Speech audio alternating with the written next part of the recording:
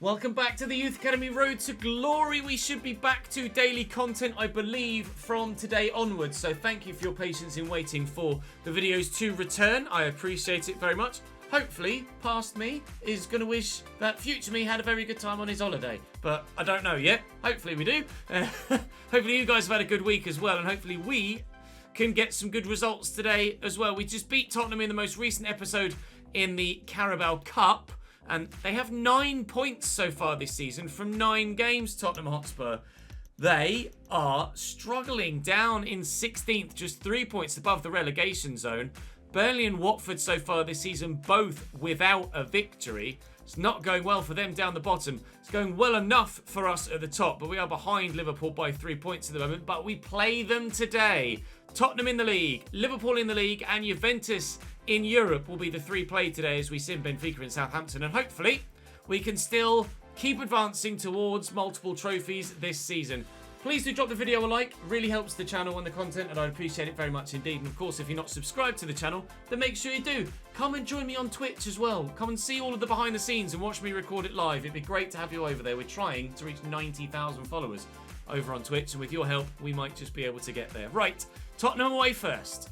Nicholas Horn with their goalkeeping between the sticks again. Kalulu is in. That's 1 change from the previous game. Sucic is back to the starting lineup. That's 2. Wimpenny and Sancho restored to the starting lineup. So 4 changes to Tottenham's 11 that we beat in the Cup. How that team is where they are in the Premier League, I'm not entirely too sure, to be honest. They're obviously underperforming, but we hope that they don't kickstart their season in this fixture. They could wait till match day 11 for that. That would be great. Jesus, Jadon Sancho back in the starting lineup and nearly off the pitch. He flew in again. Around the corner nicely to Destiny Udogie. And here's Lindstrom. Oh, calm as you like, Ben Jack. Oh, they're not so calm as you like. They're getting rid of it. Stepped in really well and they just wouldn't kick it. I don't know whether I took slightly too long powering it up, but we very nearly cost ourselves a goal there. Thankfully, Jadon Sancho kicked it straight into the awaiting arms of the goalkeeper. Sancho's been heavily involved in a lot so far, hasn't he, in just the opening 15 minutes or so. Fleming, if Edwards makes me a decent run, and then we'll use Salihovic as a decoy and then play him in, and all he needed to do was just divert the trajectory of the ball, and Nacho, no, not Nacho, Faris Salihovic has another goal. Just squeezing it into the near post. Not really much the keeper can do from such close range when the ball changes direction quite so sharply, but Edwards does well here just to delay, then play the ball, and no keeper reacts that quickly. We're in front. Still only 1. It's rather typical that we've gone for the fan objective of scoring 100 goals in the Premier League, and at the minute, goal scoring is the weakest area of our game. We're still winning games, but we're only winning them by 1 goal in a 1-0 rather than... I don't mind if we concede 5 if it means we can score 6, but at the minute we're more likely of getting 100 points than we are 100 goals. But if we can achieve one or the other, I guess that's still achievement enough. Ridden that challenge very well indeed, Jadon Sancho. Other than his little bit of wayward tackling earlier, he's actually had a very good game, Jadon Sancho. And, oof, keeper dived for it, didn't touch it, didn't need to, as that sweeps past the far post from Jesper Lindstrom. Lindstrom. I don't know whether that was a tackle or a pass or what. It's found Jadon Sancho, trying to slow him up. Lindstrom, tight angle, going for goal. Richardson saves. 20 to go here at the Tottenham Hotspur Stadium. Not really too sure what Rashford's getting a yellow card for there. The ref was particularly lenient with Jadon Sancho earlier, and now dishes out a yellow to Rashford for something that didn't really deserve a card. He could add a goal, though, to that yellow card, but no, he hasn't on this occasion again. Straight at Ruben Richardson. We're dealing with everything Tottenham are dishing out at the moment.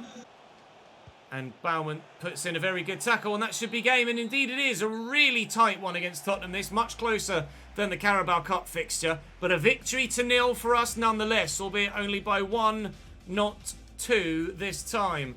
Up next then was, I think, the sim against Benfica in the Cup before a massive game against Liverpool in the league. They're still above us. They just beat West Ham by 3 goals to 0. With our lack of massive scorelines in the Premier League, I think their goal difference is going to be significantly better than mine. And isn't it just? more than twice. They've conceded just 1 goal more, but they've scored 10 goals more. Liverpool are going for 100 goals scored this season. We're on course for challenging at least for 100 points. But at the minute, we need to make sure we get some more points in the Champions League to ensure we go through there. Salah has grown. He's up to 84. Good lad. Nice to see you continually improving.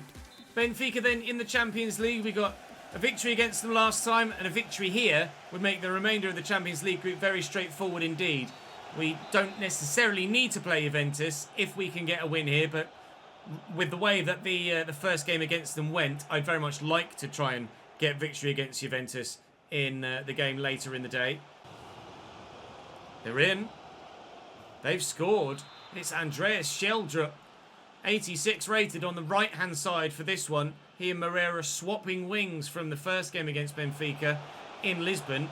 Now back in Nottingham for Patreon Park, and he's been able to get himself a goal. And if he'd have played the ball extra across to Moreira there, the man in the middle, they might have been in for 2, Benfica. Defeat here certainly does change the outcome, potential outcome of the Champions League group. We're currently looking comfortable in second spot with 6 points from the first 3 games. But if Benfica beat us here, then it makes it a bit more complicated for the rest of the group stage. Go on, layout. Do well. How's he still got the ball? I don't know. Into the box. Edwards loses it immediately. Brilliant.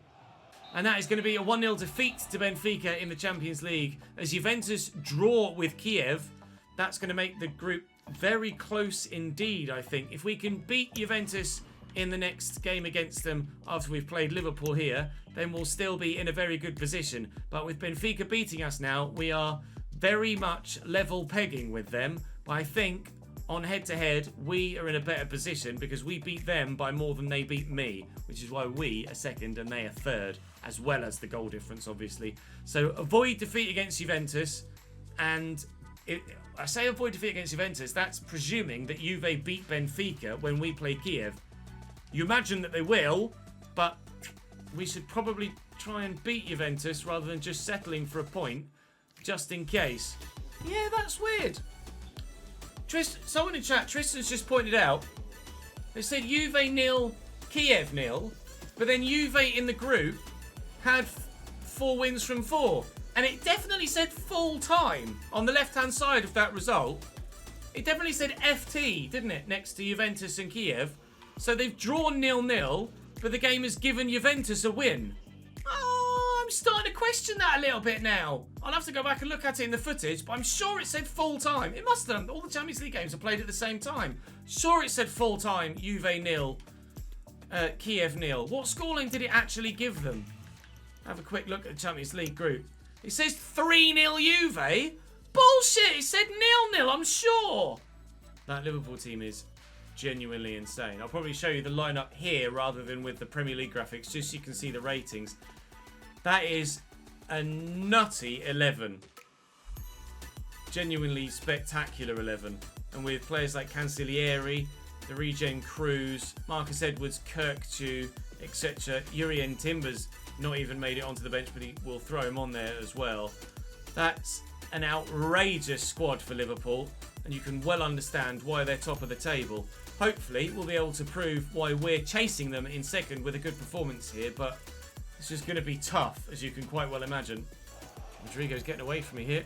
Francisco tries to tackle, and it bounces off him. Romero's done well, but there's that press. And Tonali knew exactly where I was going to try and play that, didn't he? Oh my God, get rid of it, please. The pass from Romero is awful. Oh, dearie me. Just get out. Christ. Bloody hell. Liverpool's press either works really well or you pick it apart. And on this occasion, looks like it's going to work really well. Although, we have just picked them apart. Salihovic on his weaker side, straight at Alisson. Trying to find the corner. Can't find the corner. 0-0 still. Frenkie into Darwin Nunez. Still, this Liverpool side is scary in the build-up and impregnable in defence as well. On the opening 25 minutes, I take a point if you offered it to me now, because I can't see myself getting in behind their team and scoring the goal. Although, Ramon Navarrete looks like he might go all the way. Oh, bundled over the line by Salihovic. The defender may well hang his head in shame because he hasn't dealt with that. And Faris Salihovic continues his goal-scoring form. It will go down as his goal, even though there wasn't really a shot in there. He's just kind of run through it. But we'll take it. We'll have a look at the replay. I'm not sure which defender it was. It might have been Milan Skriniar in the middle there. The obvious thing to do was to square it with my fullback. And he's taken control of it, Skriniar, and then tried to clear it. And Salihovic has gone, no you don't, tackled him. And it's just rolled over the line. He tried to shoot, but he fell over in doing so.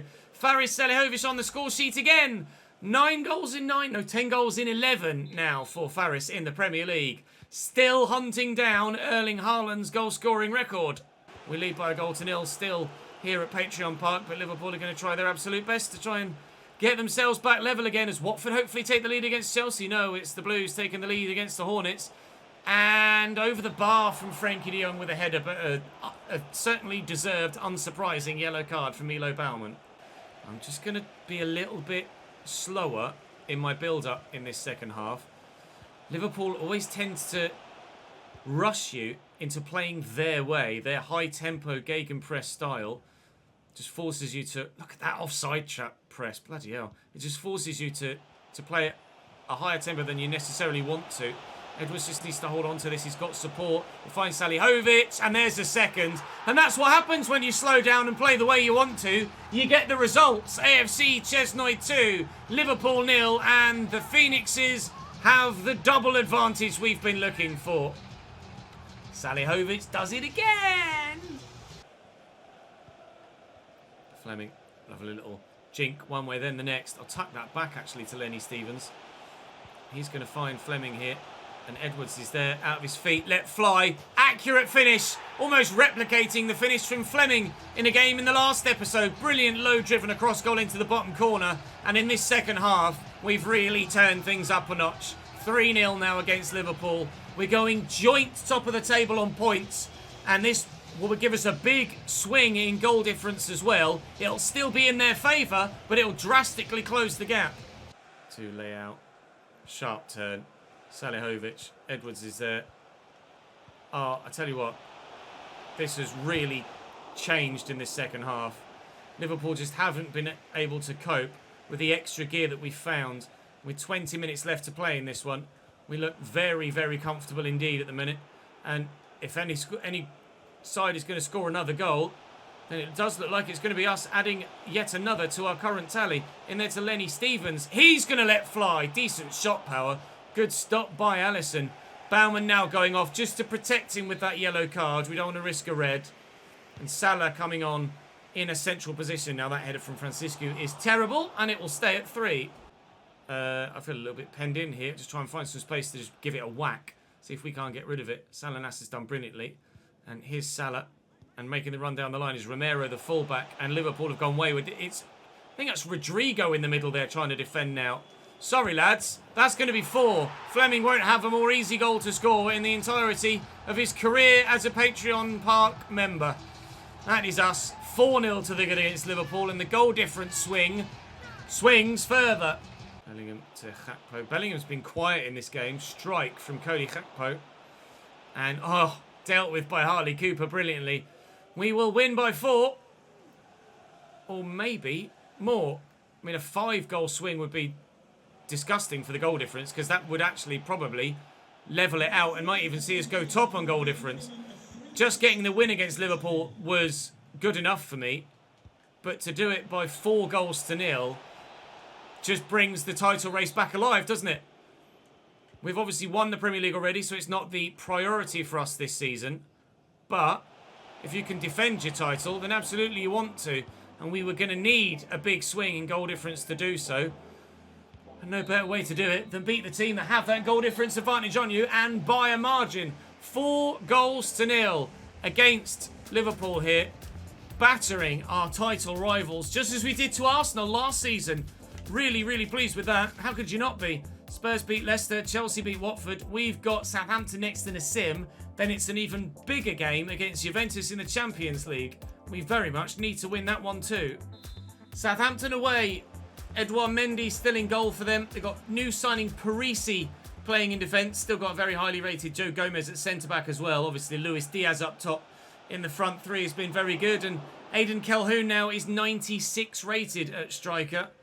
But, weirdly, doesn't score that many goals. Which is very peculiar, considering how good he genuinely is. But maybe in a sim, rather than in a played game, he might pop up with a few. We're going to try and get ourselves victory again here at St Mary's if we can.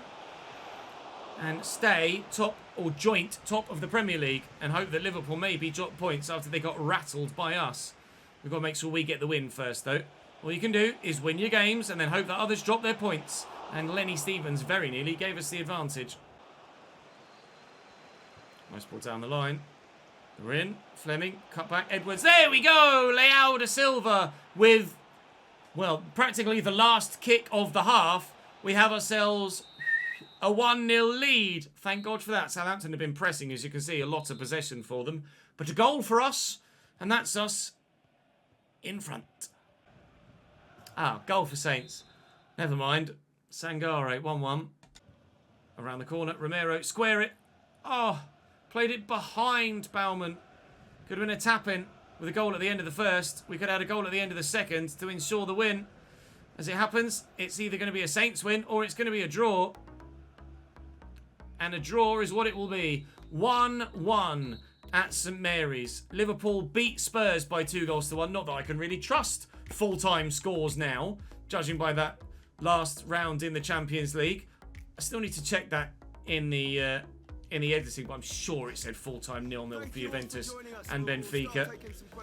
Regardless, we will head now into this game against Juventus knowing that a win guarantees our progression. Juve in a very strong position. They've been picking up yellow cards left, right and centre by the looks of things. And if any of those players pick up a yellow in this game, then they'll miss the final group stage game, which might actually be a bad thing for us. Vlahovic and Cunha up top still. Chiesa, Gravenberch, Sonset, Pabega and Plata over Rodri Lawrence. The defensive three as strong as it was last time. This used to be a place we called home. We started the Glory Hunter at Juventus, of course, way back when. Last year in real life. But now we want to be beating Juve on this occasion rather than having them see us off like they did at Patreon Park. 3-2 the last scoreline against them. It was 0-0 till the hour mark, and then 5 goals just seemed to come out of nowhere. Hopefully we can pop up with a couple here the same way we did against Liverpool. We've certainly had a great warm-up against a ridiculously good side in Liverpool. So hopefully we can carry that performance into this game and go and get a dub here instead. Or as well. As opposed to instead of drawing against Southampton like we did. Never it. Into Lenny Stevens. Lovely turn. Comfortable turn. Fleming looking for the run. It's Romero from left back. Takes it down very well indeed. And finishes just as impressively. Away from home in Italy.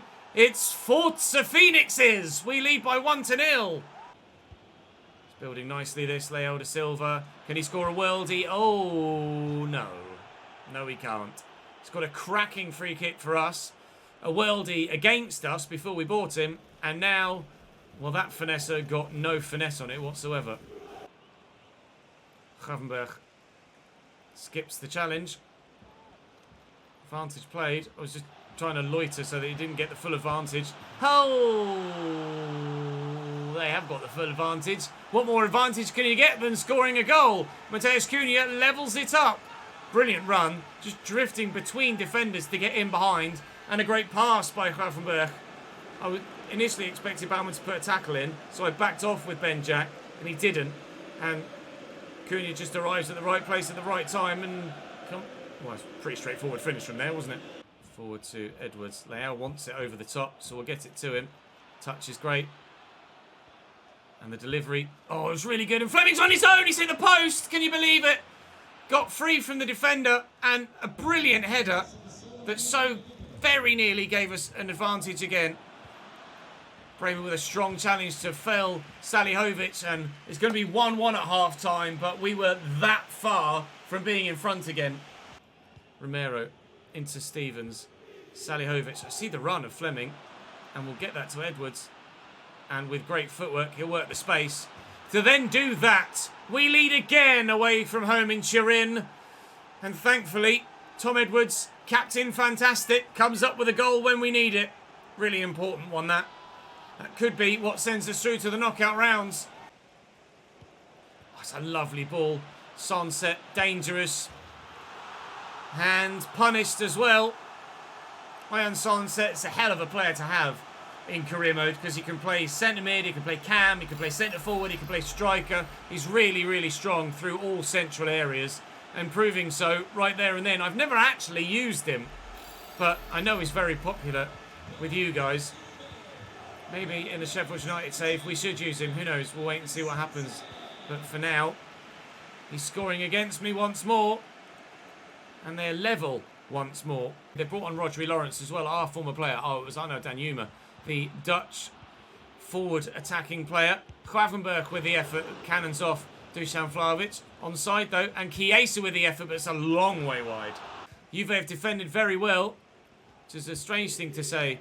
Get up, Lenny! Strange thing to say when it's 2-2, but they have. However, oh, they haven't defended well there, and it will cost them the game. Alex Fleming, by 3-2, we win at the Juventus Stadium. Scenes in the corner by the corner flag right in front of the home fans, which isn't too wise. Up in the heavens, the away fans just go berserk, really. That should be us guaranteed through to the next round. The turn there completely sent the defender. He just wasn't ready for it, thinking we might try and drive down the line to then square it to Salahovic. But Fleming decided he wanted to go all the way on his own. Tucks it home, and that is us, I believe, confirmed as through to the knockouts. Thank you, Alex. You love to see it. What a way to end the episode. We have replicated the scoreline from the first game with the away side winning by 3-2. Last time it was Juve. This time it's us. And I hope I don't meet them again in the knockout stages because they were pretty difficult to play against over the course of 2 games. And I don't want to have to do that again, quite frankly. But I'm sure there'll be even tougher tests out there waiting for us in the knockout stages of the Champions League as Kiev beat Benfica. So we're even more absolutely confirmed as through. You love to see it. Unfortunately, the draw against Southampton means we've now dropped 2 points behind Liverpool and we trail them in the league again. But with them still to play in the latter stages of the Premier League towards the end of the season, it is still in our hands with regards to the Premier League. But we've won that once already. We don't necessarily need to win it again. What I'd love to do is win the Champions League, FA Cup and Carabao Cup. We've got a very busy December before what ultimately, with an FA Cup game drawn there and hopefully further Carabao Cup games as well, will be an equally busy January. But that is going to draw us to a close for today. Thank you very much for watching. I, like I say, should be back to daily uploads as you see this now as I'm back from my break.